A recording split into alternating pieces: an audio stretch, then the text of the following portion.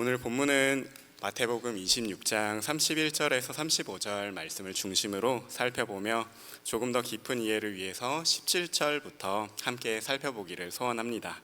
오늘 본문은 크게 네 부분으로 나누어집니다. 먼저는 유월절 준비하는 장면이며 유다의 배신 예고가 뒤따르고 유월절 만찬이 행해집니다. 그리고 마지막으로 제자들의 떠나감과 부인입니다. 오늘 본문은 두 가지 시선이 존재합니다. 예수님의 시선과 제자들의 시선입니다. 우리는 이 시선을 따라 오늘 본문을 통해서 그리스도인은 무엇을 바라보아야 하는가에 대해서 살펴보기를 소원합니다. 마지막이 다가오는 이때에 그리스도인은 무엇을 바라보아야 할까요? 첫 번째입니다. 현실 그 너머를 바라보아야 합니다. 마지막이 다가오는 있는 그때 무교절의 첫날이 되었습니다. 17절에서 19절을 살펴보면 제자들은 예수님에게 유월절 만찬 계획을 여쭤봅니다. 유월절의 저녁 식사는 단순하게 늘 일상처럼 맞이하는 그런 저녁 식사와는 조금은 달랐습니다.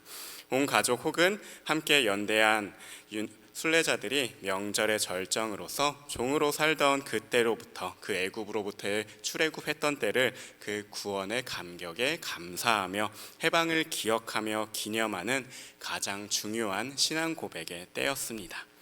예수님에게 있어서 이 만찬은 또한 조금 더 의미가 깊었는데요. 왜냐하면 이때가 제자들과 마지막으로 함께하는 만찬이었기 때문입니다. 굉장히 소중한 시간이었을 것입니다.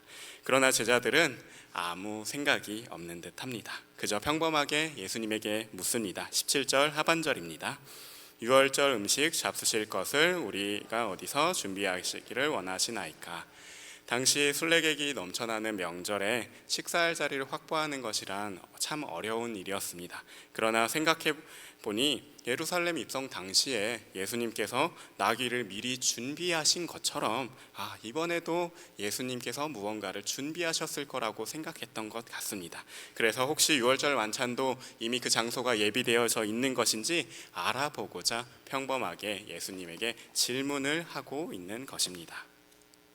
예수님은 그들에게 예루살렘 입성 당시와 같이 비밀스러운 말씀을 하시기 시작합니다. 18절 하반절입니다. 함께 읽겠습니다. 내 때가 가까이 왔으니 내 제자들과 함께 유월절을 내 집에서 지키겠다 하시더라 하라 하시니 내 때가 언제입니까? 하나님의 죽음의 때입니다. 영광스러운 서사, 그것을 오로지 품어낼 하나님의 그 때입니다. 또 다른 말론 하나님의 계획과 섭리가 깃든 그 길을 걸어가시며 하나님의 아들로 이 땅에 오신 예수님이 마지막을 맞이할 그 때를 말합니다. 예수님은 이제 예비되어진 죽음의 때를 바라보며 더욱 달려나가기 시작합니다. 그렇게 준비되어진 시간 가운데 이제 날이 저물기 시작합니다. 예수님과 제자들은 예약된 방에 둘러앉아서 따뜻한 유월절을 맞이하고 있습니다. 그러나 그때 예수님은 갑자기 제자들을 향해 충격적인 말씀을 하시기 시작합니다. 21절을 함께 읽도록 하겠습니다. 그들이 먹을 때 이르시되 내가 진실로 너희에게 이르노니 너희 중에 한 사람이 나를 팔리라 하시니. 예수님은 이틀 전 제자들에게 이미 자신이 유월절에 넘겨질 것을 말씀하셨습니다. 자신의 거친 순환과 죽음 예고를 이미 3번에 걸쳐 이야기하셨었고 이제는 분명히 너희 중에 한 사람이라고 특정하시며 그 주체가 그들 중에 한 사람으로 명확해지기 시작합니다. 제자들에게 있어 앞선 순환 예고는 어쩌면 그리 심각하게 생각하지 않았을지 모르겠습니다. 그러나 이제는 예수님의 순환과 죽음이 점차 명확해져 오기 시작합니다. 그 가운데 제자들은 무슨 생각을 했었을까요? 어떤 마음을 가졌을까요? 갑자기 일어난 한 향유 사건이 생각났을 것입니다. 한 여인이 떠오르면서 향유 사건은 장례와 연결되는 그 사건이었기 때문에 그 사건 이후 점차 선명해지는 스승의 죽음의 예고가 이제는 정말 코앞까지 다가온 듯이 살에 와닿았을 것입니다. 제자들의 마음속에선 이제 두려움과 근심이 일어나기 시작합니다. 22절 상반절입니다. 제가 읽어드리도록 하겠습니다. 그들이 몹시 근심하여 각각 여짜오되 두려움과 근심 속에 스승을 권력에 넘겨주는 주체가 자신 가운데 한 사람이라니. 그들은 서로 눈빛을 교환하기 시작합니다. 그러며 분주해지기 시작합니다. 따뜻하게 진행되던 6월절이었음에도 이제는 모두가 불안과 두려움과 근심과 걱정과 그리고 의심의 눈으로 모두를 바라보기 시작합니다. 한순간에 모든 분위기는 얼어붙기 시작합니다. 그러자 그때 각각 한 사람씩 이렇게 이야기하기 시작합니다. 22절 하반절입니다. 주여, 나는 아니지요. 3년 동안 동고동락한 하나의 공동체로 달려왔던 그들인데 그들 가운데 스승과 공동체에 배신자가 있다니 부정하고 싶었을 것입니다. 그게 나일지도 모르겠다는 그 생각에 두려움이 일었을 것이고 부정하고 싶었을 것입니다. 그렇게 제자들의 시선은 스승을 권력에 팔아넘기는 자가 누구인지 찾는 것에 혈안이 되기 시작합니다. 헬라어 원문상 이 본문을 조금 더 깊이 살펴보면은 조금 더 정확하게는 팔아넘기는 자가 자신이 아님을 그들은 듣고 싶어 했던 것으로 보입니다. 온 마음의 시선은 그저 자신만은 절대 아닐 것이라고 스승에게 확인받고 싶었던 것입니다. 주여, 나는 아니지요. 주님, 저는 아니지요. 예수님의 말씀 이후 병행본문 누가복음 22장 24절에서 27절을 살펴보면 큰 소리가 나기 시작합니다. 그러면 누가 그들 사이에 누가 큰 자인지에 대해서 다툼이 일어나기 시작합니다. 역사가 요세푸스에 의하면 당시 부자들은 은인이라 칭함받기를 기뻐하며 즐겼다고 합니다. 제자들은 이와 같이 세상에서 명예로운 은인으로 불리고 싶었던 것 같습니다. 이들을 향해 예수님은 큰 자가 아닌 섬기는 자가 되어야 된다고 누가복음에서는 말씀하고 있습니다. 또 다른 장면을 살펴보면 마태복음 20장에는 세베대의 어머니가 나오고 그 한 어머니는 예수님에게 주의 나라에서 예수님의 왼편과 예수님의 오른편에 자신의 아들들을 앉혀달라고 요구합니다. 이 요구를 살펴보면 예수님이 말씀하시는 하늘나라에 대한 생각에 자신들의 바램이 들어가기 시작했던 것으로 보입니다. 자신들이 꿈꾸는 하나님 나라, 내가 꿈꾸는 하나님 나라, 내가 바라는 하나님 나라가요, 그들의 마음 가운데 있었던 것입니다. 종합해보면 이와 같이 제자들은 예수님을 따랐지만 예수님이 말씀하시는 하나님 나라를 오해하고 있었고 예수님이 말씀하시는 하나님의 뜻보다 사실은 자신들의 안위에 그 마음이 가 있었던 것을 볼 수 있습니다. 예수님의 죽음이 예고되는 이 순간에도 중요한 것은 자신들의 아니었던 것입니다.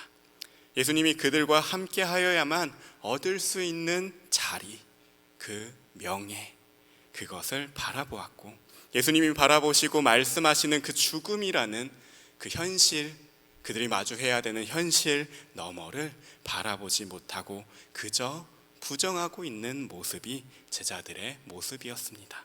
그러나 그때에도 우리 예수님은 하나님의 뜻을 바라보았고 이제 그 순종함으로, 그 길의 순종함으로 아버지의 뜻을 이루기 위해 나아가시기 시작합니다. 23절, 24절 상반절입니다. 함께 읽도록 하겠습니다. 대답하여 이르시되 나와 함께 그릇에 손을 넣는 그가 나를 팔리라. 인자는 자기에 대하여 기록된 대로 가거니와. 인자는 자기에 대하여 기록된 대로 가거니와. 예수님은 온전히 하나님의 뜻을 이루심에 마음과 온 시선을 집중하셨습니다. 예수님은 이 모든 상황을 자신의 주권 아래 이끌어 가시기 시작합니다. 하나님의 뜻에 순종하기 위해 사랑하는 제자들과 이 땅의 모든 백성을 구원하기 위해 그 길이 죽음일지라도 말씀에 기록된 대로 행하며 나아가셨던 것입니다. 예수님에게 있어 하나님의 뜻을 순종하는 것이 쉬운 일이었을까요? 인간이셨기 때문에 쉬운 일이셨을까요? 또 완전한 하나님이셨기 때문에 그게 가벼운 일이었을까요? 아니었습니다. 예수님에게 있어 마지막 십자가의 죽음은 결코 쉽지 않은 길이었습니다. 고난과 고통이 무겁고 두려워서가 아니라요, 아주 잠시이지만 그 죽음은 아버지와 하늘아버지와의 단절이었기 때문입니다.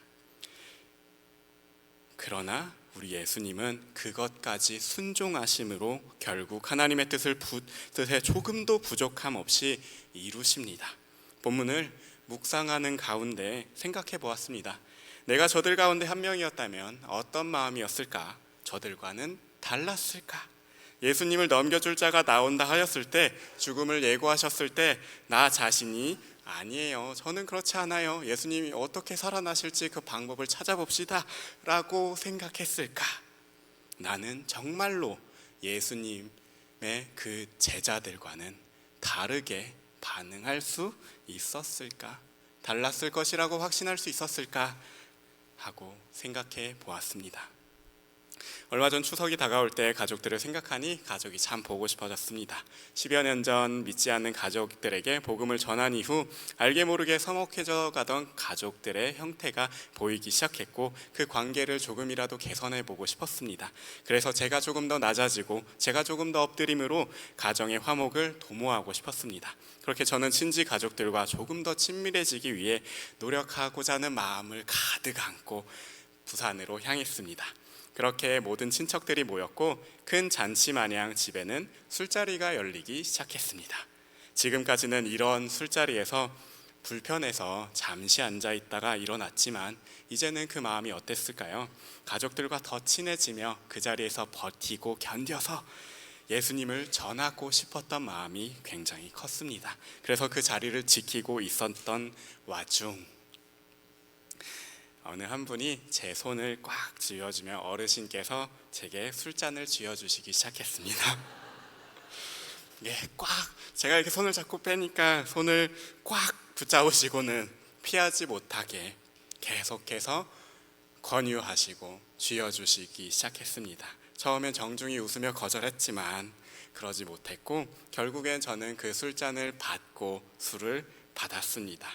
물론 그대로 내려두었습니다. 그러자 이 어르신은 그 모습 자체가 마음에 들지 않으셨던 것 같습니다. 자신의 뜻대로 움직여지지 않는 저를 보면서 자신의 뜻을 이루고 싶으셨던 것 같습니다.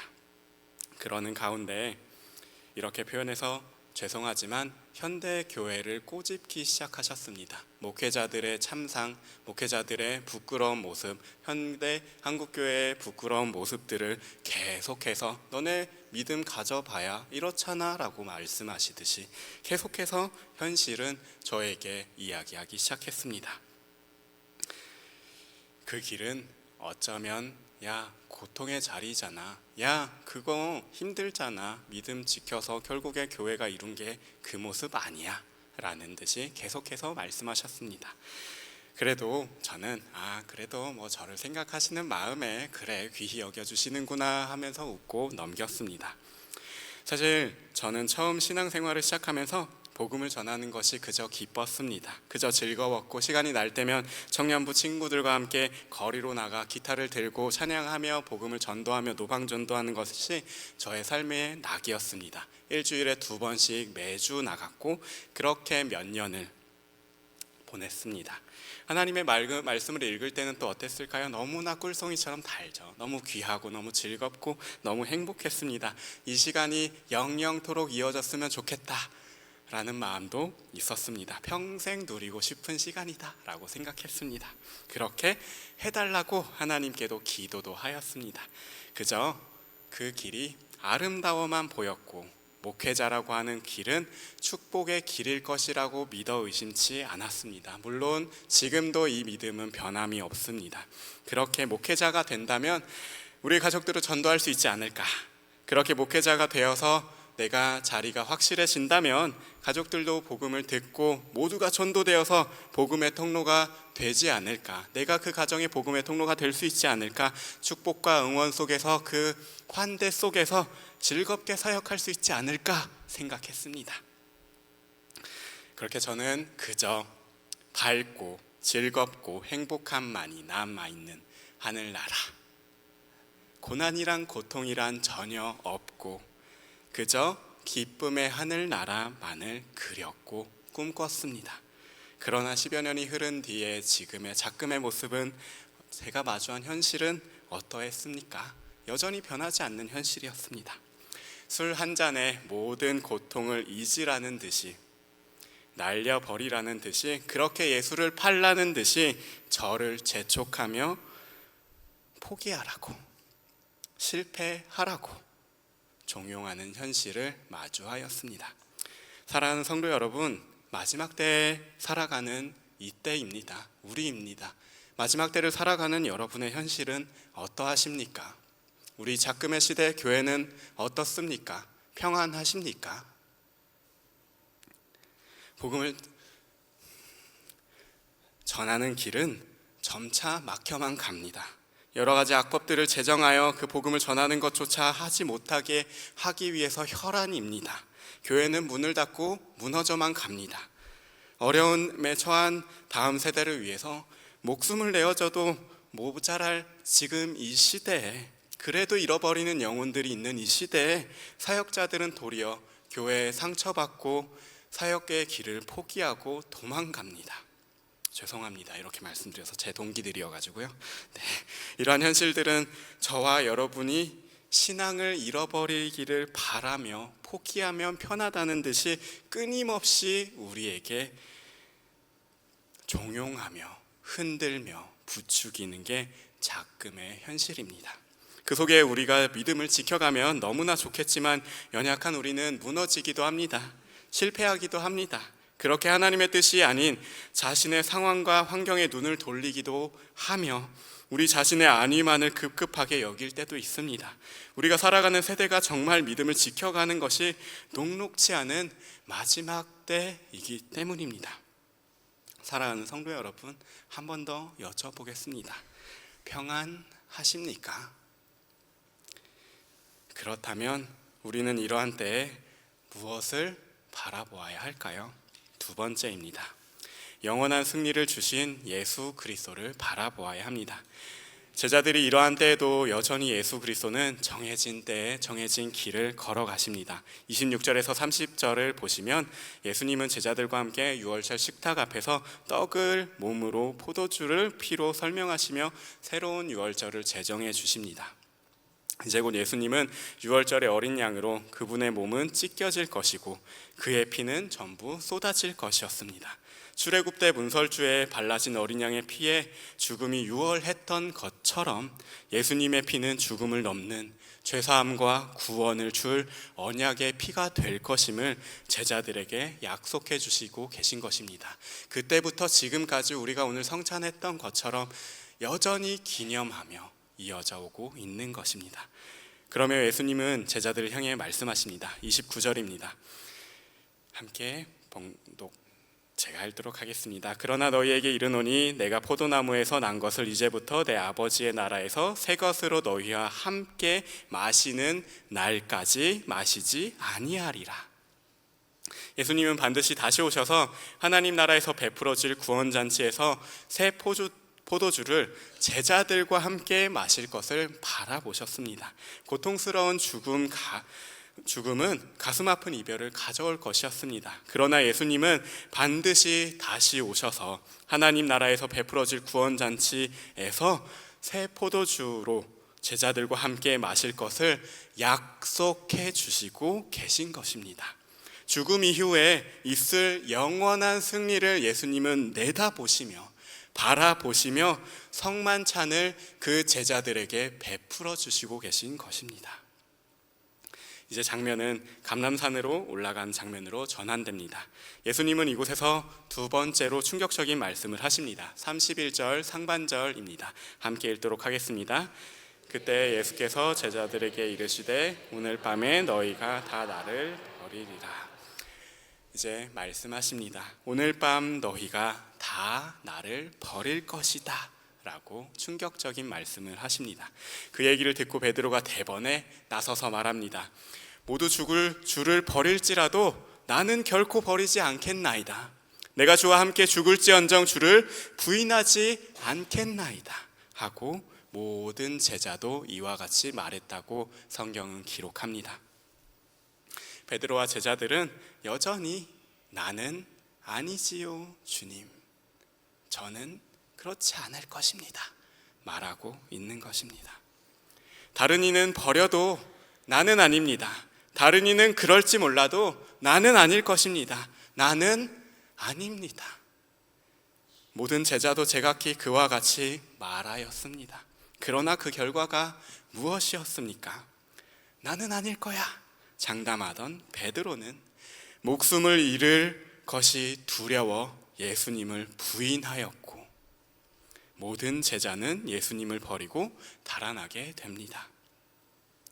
사실 이게 우리 인간의 죄된 모습의 한계입니다. 누구의 능력이 부족해서 못나서 그런 것이 아니라 죄인된 우리들의 본질이요, 눈앞에 있는 예수님조차 제대로 따르지 못하는 연약한 죄인입니다. 그저 예수님이 말씀을 끊임없이 하심에도 그 말씀을 이해하지 못하는 연약한 우리의 모습이 이 죄인된 모습입니다. 그렇게 추석을 보내고 저는 어려운 마음을 안고 서울로 올라왔습니다. 시간은 흘러 목사 안수식이 다가오고 있었습니다. 그때 한 목사님이 제게 이렇게 말씀하시더라고요. 우스갯소리로 말씀하셨는데, 야, 지금이 도망갈 마지막 때야. 이제 목사 안수 받으면 도망갈 수가 없거든요. 야, 도망갈 때야 하고 말하는 것 같았습니다. 그런데 이게 참 부끄럽게도 마음을 울렸습니다. 안수를 받은 이후 교회를 어디를 가든 성도가 아닌 이제 목사라고 칭하게 되거든요. 그런데 왜인지 이런 마음들이 계속해서 커지기만 하는 겁니다. 정말 이대로 괜찮은가? 바래오던 가족 전도는 이루어지지 않았고 조금의 변화도 일어나지 않은 것만 같았습니다. 생각이 복잡해진 저는 생각을 정리하고 싶어서 목사 안수를 받게 되는 그 주간이 시작되는 주일에 사역이 마치고 강릉으로 향했습니다. 무작정 향했습니다. 저는 늘 계획하고 움직이는 저임에도 얼마나 신경이 복잡했는지 그저 표를 끊고 도망가는 기차 속에 도망치듯 기차에 몸을 실은 채 강릉으로 향했습니다. 제 사명이나 그에 대한 고백이 흔들리는 것은 아니었으나 제 상황이 상상해 오던 모습과는 너무나 달랐기에 그 현실에 부끄럽지만 낭만케 하는 현실로부터 도망치고 싶었던 것 같습니다. 생각이 많아지면 저는 늘 걸으며 찬양하며 기도했었습니다. 그러면서 생각을 정리하고 하나님과 이야기하며 그런 시간을 보내는 것을 즐거워했습니다. 그래서 강릉에 도착해서도 다음 날이 밝고 무작정 강릉에서 동해까지 걸어가기 시작했습니다. 그렇게 20여 킬로를 뛰며 걸으며 반복했던 어느 때에 중간쯤 왔을 때에 한 터널을 마주했습니다. 분명 사람이 걸을 수 있는 길이라고 안내해주는 내비게이션은 끝까지 여기를 맞다고 얘기를 하면서 저는 500여 미터가 되는 터널을 마주하게 되면서 당황했습니다. 하지만 뭐 어려울 거 있겠는가 그냥 걸어갔습니다. 그런데 터널로 들어가 보니 한적한 산골에 2차선 도로밖에 안 되는데 큰 트럭이 얼마나 빠르게 달리겠습니까? 엄청나게 빠르게 달리고 있었고 사람이 걷고 있을 거라고는 그분들도 생각하지 못했을 겁니다. 빵빵하는 소리에 저는 놀래가지고 그 자리에서 막 심장이 쿵쾅거리기 시작했습니다. 두려움이 저를 엄습해오기 시작했습니다. 그러자 괜찮아 보이던 그 터널 길도 두려움과 사망과 그 음침한 골짜기로 변모하기 시작하는 것입니다. 엉뚱하게도 이제는 터널보다는 죽음이라는 두 글자가 떠오르기 시작합니다. 그렇게 시간이 흐르면 흐를수록 죽음이라는 단어가 제 모든 마음을 빼앗기 시작하였습니다. 염려와 걱정 속에 만들어진 죽음의 두려움은 제 모든 몸과 마음을 옥죄어 오기 시작했습니다. 앞을 보니 반쯤 남았고 뒤를 봐도 반쯤 걸어왔고 어떻게 해야 되나 모르겠어서 이러지도 저러지도 못한 상황에서 그저 달려나가기 시작했습니다. 숨이 차오르고 몸은 힘들다고 아우성이지만 너무나 두려웠기에 모르겠고 그냥 무조건 뛰었습니다. 그렇게 어두웠던 터널을 통과하자 밝은 빛이 저를 기다렸고 저는 빠져나오자마자 갓길 어느 한편에 그대로 들어누웠습니다. 드러누워서 생각했던 첫 생각이 참 인생 힘들게 산다였습니다. 바다도 보고 산도 보고 힐링하고자 현실로부터 도망 온 거 아니었나. 그런데 왜 난 또 아무도 없는 이곳에서 혼자 청승맞게 이러고 있는가 싶었습니다. 그런데요, 그때 성령님이 가르쳐 주시는 듯이 그 모습이 지금까지 제가 해오던 모습이더라고요. 좋은 것만 보고 싶어, 행복한 것만 누리고 싶어, 인생은 황금빛 길이어야 해 라고요. 그저 그 길을 걷고 싶어서 걷고 싶어하는 제 모습을 보여주는 듯 하였습니다. 고통은 싫어, 고난은 더 싫어, 그냥 도망칠 거야 하는 그런 모습으로요. 말씀을 읽고 기도하며 복음 전하는 기쁨 가운데 하나님을 전하겠다고, 가족들이 예수님 만날 수 있게 복음을 전하겠다고 그렇게 시작했던 길인데, 어느 사이엔가 그 길은 고통의 길이야 라고 외치는 세상의 소리에 귀 기울이고 있는 저를 보게 하였습니다. 그저 고통만이 존재할 것이라고, 그저 고통의 길일 것이라고 외치는 세상의 말들에 두려움이 만들어졌던 것 같습니다. 늘 계획하고 그렇게 생각해오던 저였지만 이때는 정말 아무 생각을 할 수가 없었던 것 같습니다. 베드로가 목숨을 잃을까 두려워했던 그때 베드로의 마음도 이와 같지 않았을까요? 저 또한 스스로가 염려와 두려움 속에 만든 죽음에 온 마음을 빼앗겨서 도망 온 제가 있었던 것처럼 베드로 또한 그랬던 것 같습니다. 하나님을 위해서 살겠다고, 하나님을 위해서 모든 것을 하겠다고 외치지만 죽음을 맞이하는 베드로는 그저 그 두려움이 너무나 커 보였을 것이고, 그렇게 도망쳐오던 그 모습들이 부끄러웠던 것 같습니다. 저 또한 그 모든 것들을 생각하게 되자 부끄러움과 수치만이 남았던 것 같습니다. 하나님 앞에서 부끄러움, 내가 그저 수치스러운. 베드로 또한 그랬을 것입니다. 예수님을 그렇게 장담하며, 호언장담하며 말하던 그였지만 죽음의 두려움 가운데 예수님을 끊임없이 부인하며, 그렇게 부인하던 중 정말로 예수님의 말씀처럼 닭이 울었습니다. 그때 베드로는 예수님의 말씀이 생각나기 시작합니다. 그러자 밖에 나가서 심히 통곡하며 울기 시작하였습니다. 그 이후에 베드로의 인생은 어땠을까요? 수치의 연속이지 않았을까요? 부끄러움의 연속이지 않았을까요? 부활하신 예수 그리스도를 만나기 전까지 그의 삶은 길고 긴 어두운 터널이었을 것입니다. 내 힘으로 무언가 해보려 했던 베드로였으나 모든 것이 부정당한 것 같은 시간을, 그 변할 것 같지 않은 어두운 시간들을 그는 걸어갔을 것입니다. 그러나 아무것도 없는 것 같은 어두운 터널을 지나 베드로는 만났습니다. 누구를요? 예수 그리스도를요. 31절에서 32절 함께 봉독하도록 하겠습니다. 31절에서 32절입니다. 그때 예수께서 제자들에게 이르시되 오늘 밤 너희가 다 나를 버리리라. 기록된 바 내가 목자를 치리니 양의 떼가 흩어지리라 하였느니라. 그러나 내가 살아난 후에 너희보다 먼저 갈릴리로 가리라. 아멘. 그러나 내가 살아난 후에 먼저 갈릴리로 가리라. 우리 예수님은요, 베드로와 제자들의 연약함을 모르셨던 게 아닙니다. 너무나 잘 알고 계셨습니다. 베드로가 자신을 부인할 것을, 제자들 또한 자신을 부인할 것을, 그렇게 그런 제자들에게 지금 무엇을 약속하십니까? 다시 부활하여 그들에게 오실 것을 약속해 주시고 계신 것입니다. 그들에게 약속하시며 성만찬을 베푸시며 그들에게 약속하시며 내가 다시 올 것을 그들에게 말씀하시고 계신 것입니다. 한 치 앞조차 제대로 바라보지 못하는 그들보다 앞서 너희가 나를 팔지라도, 너희가 나를 포기할지라도 내가 너희보다 앞서 갈릴리에 가서 모든 것을 승리한 이후 부활하여 갈릴리에서 기다리겠다고 약속해 주시고 계신 것입니다. 못난 그들이지만 그들을 위해 다시금 예수님께 나아올 길을 예수님은 예비해 주시고 계시며 돌아올 길을 말씀해 주시고 계신 것입니다. 베드로와 제자들은 그 길 끝에서 갈릴리에서 예수님을 만났고, 부활하신 예수님은 실패한 그들에게 실패를 극복하는 승리를 주셨던 것입니다. 사랑하는 성도 여러분, 한 해를 시작하고 달려와 한 해의 마지막에 이르렀습니다. 얼마나 많은 수고를 하셨습니까? 그런데요, 사랑하는 성도 여러분, 여러분의 마지막 이 한 해의 끝은 평안하신가요?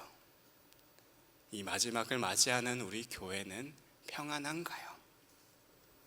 어쩌면 이 자리에 저와 같이 또 제자들과 같이 도망치며 부인하며 아무런 변화가 없음에 낭망하고 낙담해 이곳에 와 계신 분이 계실지 모르겠습니다. 어쩌면 도망쳤고, 어쩌면 포기하고자 했고, 어쩌면 그저 낭만과 좌절 속에 스스로를 힘들게 하고 계신 분이 이 자리에 계실지 모르겠습니다. 오늘 어쩌면 그분들을 향해 말씀하시는 듯합니다. 내가 먼저 갈릴리로 가리라. 하나님은 이런 우리의 연약함을 이미 모두 알고 계십니다. 그러면 오늘날 우리에게도 동일하게 그 갈릴리에서 기다리실 것을 약속해 주시고 계십니다. 다시 오실 예수 그리스도를 만나는 그때까지 우리는 여러 터널을 계속해서 지나갈 것입니다. 그런 우리를 위해 보내주신 분이 누구십니까? 성령 하나님이시지 않습니까? 이 성령 하나님이 어떤 분이십니까? 우리와 함께 하시며 우리를 살피시며 우리를 위해 간구하시며 우리를 지키시는 하나님이시지 않습니까? 그 성령 하나님이 여러분과 함께 하십니다. 함께라면 우리는 그 길을 담대히 잘 걸어가며 나아갈 수 있을 줄로 믿습니다. 하나님은 여전히 사랑이셔서 우리와 언제까지라도 함께 하시며 우리의 길을 인도하시고 위로하시며 우리를 위해 간구해 주실 줄로 믿습니다. 이 하나님과 끝까지 믿음을 잃지 않고 승리하는 성도님들 되시기를 축복합니다. 이 한 해의 마지막, 그리고 내년 또 그 다음에 교회가 흔들릴지라도, 세상이 우리를 어렵게 할지라도, 우리의 모든 환경들은, 우리의 모든 현실들은 믿음을 포기하라고 외치는 듯 하지만, 나를 끊임없이 힘들게 그 고난의 구렁텅이로 밀어넣는 듯 하지만, 그 자리에도 하나님은 여러분과 함께 하심을 기억하시기 바랍니다. 언제까지라도 그 하나님을 바라보시기 바랍니다. 이번 한 주도 그렇게 오직 예수 그리스도의 말씀 안에서 믿음의 주요 온전하게 하신 이인 예수님을 바라보고 승리의 기쁨을 누리며 살아가시는 모든 성도님들 되시기를 축복합니다.